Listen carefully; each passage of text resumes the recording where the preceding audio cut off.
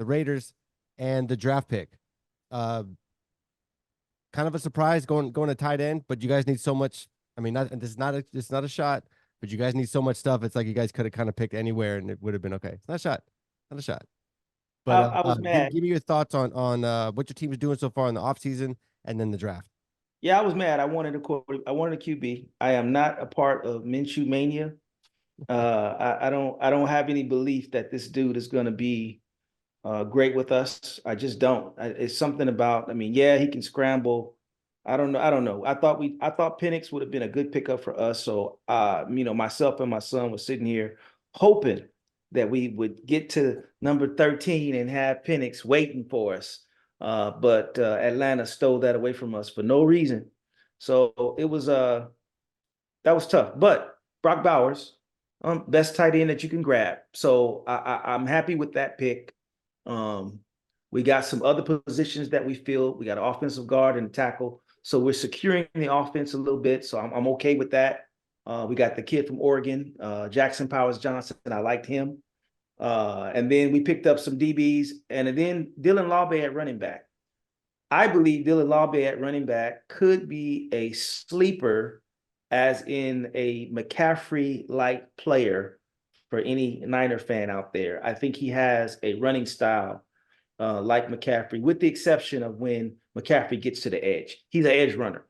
McCaffrey will take you up straight up the tackles, but if he does go to the edge, he's hard to bring down. So I kind of like I think if I were to grade our draft, I'd say we did a B plus. That's the PFF gave you guys a B plus also, so that's good. I mean, and they go through all those crazy numbers. Deacon Hill, thoughts on your team's draft? I agree with Reverend Joe completely. I mean, I can't add much to what he said. I was totally shocked when Atlanta took the quarterback, took Penix, and then that explanation they gave, building for, I don't know what year they building for, but somewhere down in the future. And then the tight end, to be honest with you, I didn't even know who he was. I didn't really watch him in college, but then when I start looking at his highlights and seeing what he had done, so you can't be. I mean, they said the best. They went for best player available, and he was the best player available. So you got to go with that. And I agree also. They stocked up on the O-line. They filled some needs on defense and picked up a linebacker. That running back that Reverend Joel's talking about, I was reading up on him. And he's a dynamic guy. He played for a smaller college, but he's a dynamic runner. So I can't be mad at the Raiders for what they did. So I agree. One thing I did notice too. So when Gruden was drafting, and whether it was Gruden or Mayock or whoever was pulling the strings, every year there was always a couple players where they felt like the analysts felt like they jumped and drafted them way too early. Yes. And they never understood why they didn't trade back or why they didn't, and you didn't hear any of that.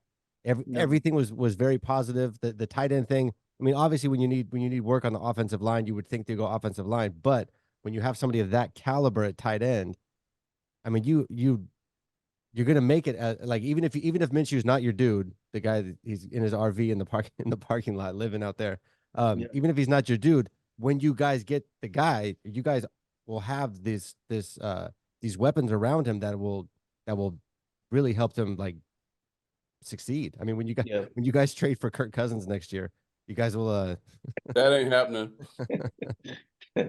Yeah. I also think, Joe, it's the 2 tight end set. I think we're going to work with the 2 tight end set. And I think that's another reason for Brock Bowers coming in, is that we work that 2 tight end set, which also is going to open up the middle, working up the run game, which we know AP likes to pound you. So I think this is going to help. We'll see. But I'm just not happy with the quarterback situation, but we'll do what we'll make do. We'll see what happens. Yeah, I'm not gonna throw our quarterbacks under the bus right now. Even ACO, whatever they call his initials, with this 2 tight end set running the power ball, he ain't gonna have to be moved that much around in the pocket to make things happen. Then I agree with that. And the quarterback that we got that was he backed up Lamar Jackson last year. We you know who I'm talking about, the brother, I can't think of his name, but he was a backup for Lamar. And he came in and won a few games last year. He's I call him Lamar, the poor man's version of Lamar. So we got a couple quarterbacks in the room, and we'll see what happens. Yeah. What happens?